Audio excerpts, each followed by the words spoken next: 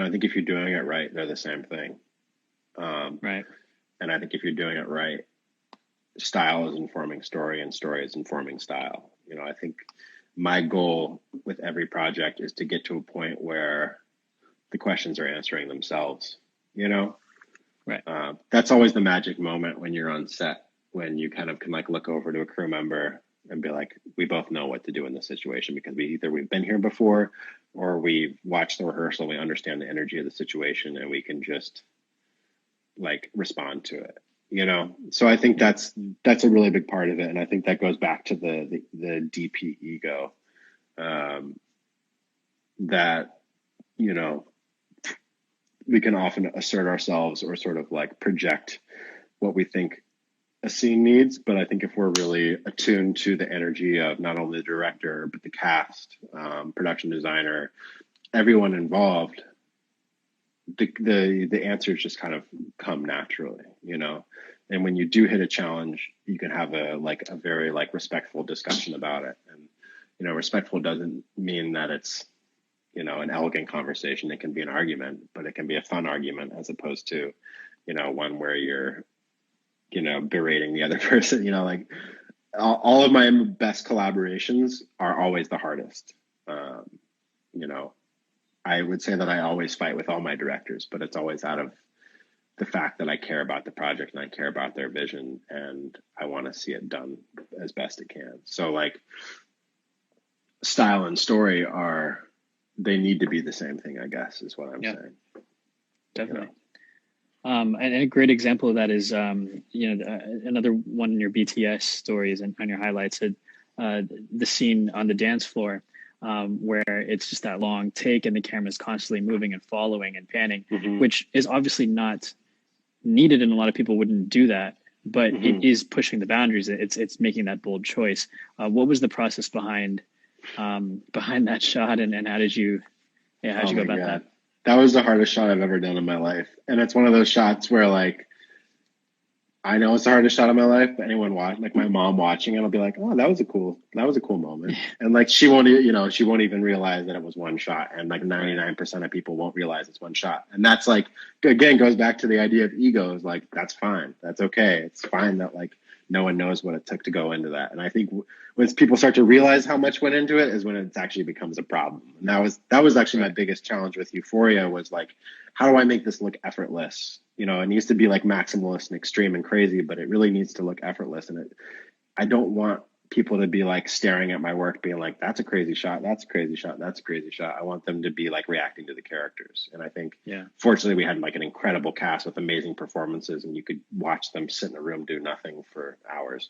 But that shot specifically, Sam and I were talking about the story beats we needed to hit in that scene. And of course, Sam was like, let's do it in one shot, like he does for pretty much every single scene. And I'm like, okay, let's not do it in one shot. Let's talk about how we can capture this and like capture the moments. And he's like, no, let's do it in one shot. And that's basically how he says it. And, my crew then has been overhearing this, and they all glare at me because I have succumbed to Sam's vision and we have to figure out how to do it in one shot. And so, fortunately we had the tools to do it. And really what it ended up coming down to was, can I pull it off? Because I had to operate the head. I had to remotely like be panning the camera. We were doing a ton of whip pans. I can't remember every single beat it hits, but there are many times where the camera whips 180 degrees blindly and has to land perfectly on a character. And then as soon as it lands, it has to pan off of them onto someone else. And the camera's also moving. And, because I'm not on the camera and I'm not on the dolly, I don't know where everyone is. So it's all muscle memory. It's all practice. And we have like 300 extras there. We have pretty much the entire cast of the show all just standing there waiting for me to nail my marks. Wow. And there was a moment there where the first AC walked up to me and he's like, we're not actually doing this, right? Like, this is just like, he was assuming that we were showing Sam that it was impossible to do this shot, and half of me was feeling the same way. I was like, we're going to try this 10 times. I'm going to fuck it up every time. And Sam's going to be like, okay, you win. Let's figure out a different way to do it. But, I would miss it and Sam would go, okay, let's go again. I'd miss it again. Sam would be like, cool, let's go again. I'd miss it again and Sam would say, how can we work on this part? How can we fix this? and he's just so patient, and like he saw the potential of what the scene could be. And he really just, there was a point where I looked at my crew and we're like, okay, we're really doing this. We really have to be on point. We have to nail this. And so we just kept practicing it. And, fortunately, like I work very well under pressure and I kind of thrive under that. And so after enough tries, I just nailed it decently, I nailed it well enough. Yeah. Let me ask you this, at UCLA, we didn't really have access to wheels. I think there was like 1 or 2 days where somebody brought wheels in. What's your learning curve there with a tool like that? With the gearhead, I went to NYU, and we also didn't have geared heads at NYU, but I worked on enough student films where we rented gear that I would just request it on like every student film that I did, and was just, using it on every project, even though I didn't know how to use it. We'd be like shooting film and I'd be doing a long dolly shot on the geared head in college and have no idea what I was doing. And I'd get to a point where I'm like, okay, I'm in the middle of a shot and I know I need to pan right. And I can't remember which way I turned the wheel.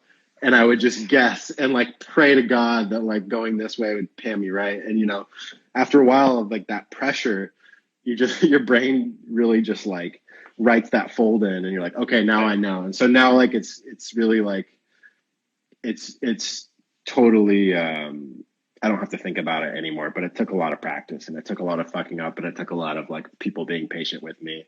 And I'm just fortunate that like I had access to those tools really early on in my career to play around with. It's just practice. Yeah. Gotcha. All right. There's a bunch of questions here. I'm just going to go through some of these. Cool.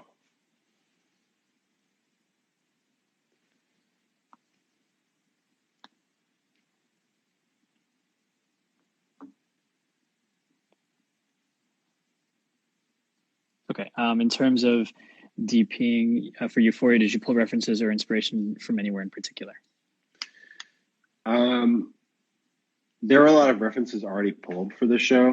By the time I got there, there's at the stages where we were shooting at, there's, an office building where all the crew had different offices. And it was really weird to walk into an office that was the DP's office and it had already been used by three other DPs. And there's, photography all over the wall. And, I was looking at the photography and being like, oh yeah, I see how that photograph inspired this scene. But yeah, so there was a lot of photography pulled. I don't know how many filmic references there were. I'm sure there were, but it was really a lot of photographs. And then, Sam and I would talk about specific movies we loved in terms of specific shots. Like there's the shot in the stairwell when Jules goes to the city the first time to see her friends. Yeah. And I think you posted it, they burst into the stairwell and they run up the stairwell and the camera's descending on them and comes back up and it's spinning. And that shot is like a direct ripoff from this movie called The Cranes Are Flying, which is an old movie. And we don't know how they pulled that shot off because that was like in the 40s or 50s. And they didn't have cable cams back then. But, we would reference specific movies. We'd reference like Magnolia or something for a specific dolly shot. Unfortunately, we had the, Jeff Kunkel key grip was the dolly grip on Magnolia. Wow. It was like the dolly grip on most of PTA's films. So he's like, oh yeah, I remember how we did that shot. So it was really amazing to have his resources, but yeah. Okay. All right, let me go through some more. Actually, the session's going to end in 3 minutes. So if you guys want to hold your questions and we'll just jump back on a new session in a little bit. But until then, we'll go through a couple more. Cool.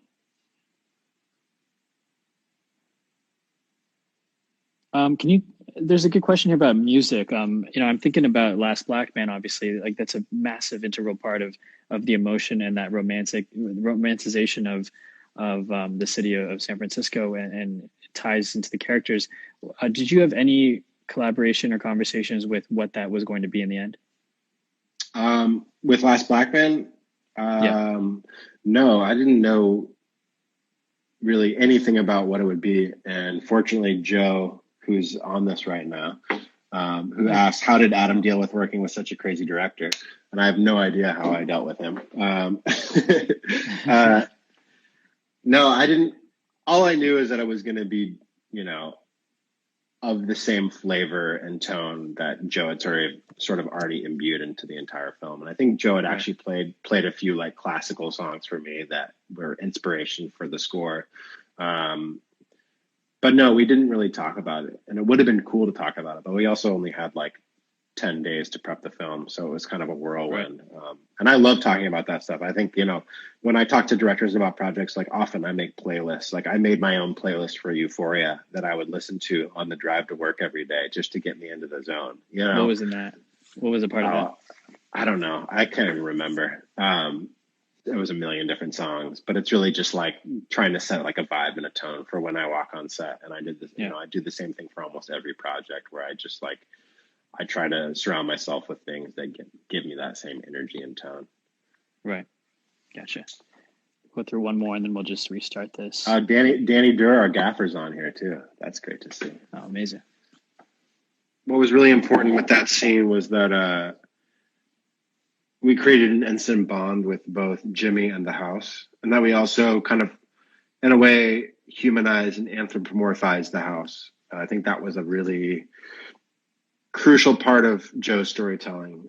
Is very early on to just help us understand the romance between Jimmy and this house. Like, because I think again, if we didn't get that, we completely failed in the entire movie. And I think we just wanted to get that out of the way as quickly as possible so that people understood it.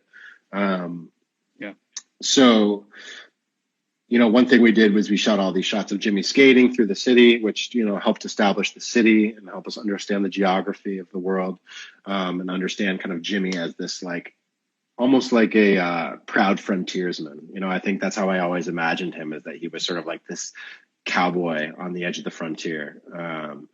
And then we wanted to physically connect Jimmy with the house. So we were like, you know, shooting close-ups of his gold necklace and then shooting the gold embellishments on the house, or like shooting Jimmy's hat and then shooting the witch hat on the house, like a close-up of Jimmy's eyes and then zooming into like two windows in the house that are like eyes of the house. So it was all about connecting them in that way. And then the slow motion thing was something that Joe came up with later on in the process, I think in the post process. He had seen this like incredible montage that shot in slow motion that someone had done, and it just like, I think what it did was it created this very like painterly perspective of San Francisco that was like taking these very banal moments in time and just like freezing them and creating just giving them like gravitas. And I think, you know, we tried to replicate that vibe with these slow motion shots. Yeah. Can you talk about that tracking shot near the beginning of that sequence where they're skateboarding and you're moving with them? Yeah, yeah, that was a shot that we always knew we wanted to get, and it was all about getting the right light, and it was also about Jimmy and Jonathan practicing getting on the skateboard together, which they did a lot of, and it was really important. And also growing up as a skater, like I'm always very wary of shooting people skateboarding because I think it's often depicted terribly in films. Yeah. But I think they did a pretty decent job.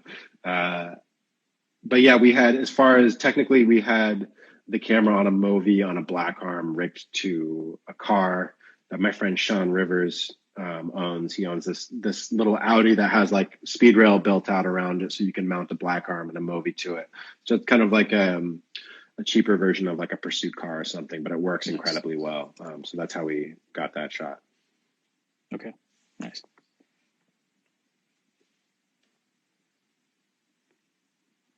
There's a question here about the zooms. If you could touch on how you seamlessly incorporated them into the narrative of the story. Sorry, repeat the question. The zooms. If you could talk about how you incorporated that seamlessly into the film without it kind of like standing out and it blending in. Yeah, I mean, I think that goes back to the, you know, your question of style versus story, and I think in a lot of ways the zooms, you know, were the story, and that was just the tool that was most obvious. It wasn't like, how can we jam a zoom into this and make it feel natural? It was like, how could we not shoot this as a zoom? Like, okay, I can't, like, how, like, you know what I mean? Like, I think that's the thing that's really like important, is to understand you need to understand the story before you apply a style to it, Yeah. and I think that's a mistake as art we can make as artists, and I'm very guilty of making, especially early on in my career. I was like, I read a script and I'm like, oh, I want it to be like this movie, or I want it to feel like this. And I'm like, how can I make it feel like that? When in reality, I just need to like sit with the story, interpret it, live with it, and know that like it will tell me what it needs in the moment. And I think there is always a danger that a zoom will stand out and kind of stick out like a sore thumb. And I've definitely noticed that it hasn't always worked perfectly in my own work. But I think part of it is like I always try to do my zooms very slow and like very subconscious and very subtle. I think that's a big part of it. And then I often use them as like chapter page turners. And I think it's like you have to understand the pace of the film and the rhythm of the film, because I think if you inject it at the right moment, you know, it'll work. And I think that's something I'm very cognizant of when I'm shot listing with the director. Is I talk a lot about scene transitions and pacing and how fast the film is moving at certain points, so that when we do plan a specific shot or a more complex shot, we know how that's going to affect the pace of the overall film, so that we're not it's not lagging or it's not jamming it up at a certain point. Yeah. What's the like steps you take as far as when you read the script and you discuss with your director about tone and treatment? How much of that, like, how do you kind of balance that and mix that with then bringing your own interpretation to that? Does that come first, or do the conversations about tone and treatment come first? Yeah, I mean, in general, like when I talk with a director, I kind of just I don't try to force anything. I think it's like I like to just kind of shoot the breeze with them. And I think the more I can get inside their head and understand why we're there sitting together, the more the answers come naturally. It's really about understanding why they're making the piece that they're making, um, and talking about their motivations, their history, where they come from. Like understanding all of that is so integral to me interpreting the story. Yeah. And it makes it so much more inspiring, like having gotten to know Joe and understand who he is as a person, what his story is. He's like a fifth generation San Franciscan. The story means so much to him. And Jimmy, the lead actor, like also like fifth generation San Franciscan. These guys have been around for a long time and the city means a lot. So like I felt a huge responsibility and duty to like bring something special to the film. And I think that's so important, is like it's not about me, it's about them, it's about the whole collective. And so the more we can just chat and understand why we're there and like why the universe has put us together, the more like I'll start to understand what the style is that needs to be applied to it. And like I think just the more the more I listen and the more like I take in, the more that they acknowledge that I respect their vision, and that when I bring them something, when I bring them an idea, it's motivated by what we've spoken about. Because if I just walk in and start to throw ideas out and inspirations and like, you really should look like this, you should feel like this, they don't know where that's coming from. They don't know what my motivation is for telling them that. Yeah. They don't know, my biggest thing I do when I have a meeting about a film or a project is to communicate to them that it resonates with me and that I understand it. And I always try to lead with how it affected me and why I connect to it and what it means to me. Because when they know that, then they can trust me and they know that I'm trying to tell a similar story. I think that's really crucial. And I think the more honest I am about that, the more clearly we know right off the bat if we should be making a film together. Yeah.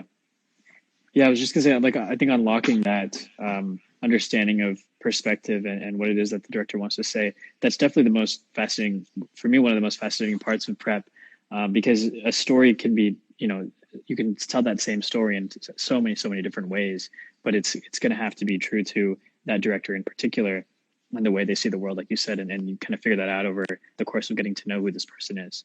Yeah, totally. And I think like, people ask me about my style or my aesthetic or like the vibe I try to create with my films. And I think that, my answer is it's not visual. It's purely like based on relationships. Like the most important thing to me in a project is creating meaningful relationships like that are full of trust and respect.